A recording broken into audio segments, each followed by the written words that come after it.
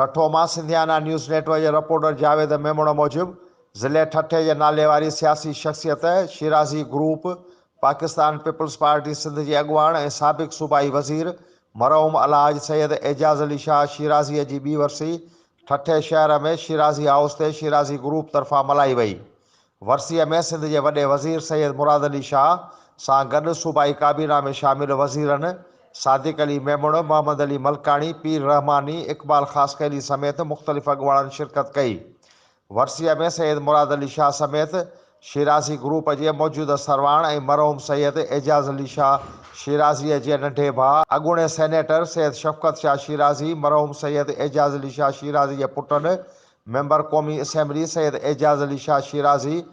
सिंध जे वॾे वज़ीर जे ख़ासि मुआवन ऐं MPA सैयद रियाज़ शाह शिराज़ी ख़िताब कयो। समूरनि अॻुवाणनि मरहूम सैयद एजाज़ अली शाह शिराज़ी जी सियासी ज़िंदगी ऐं संदसि पारां कयल अवामी ख़िज़मतुनि ते रोशनी विधी।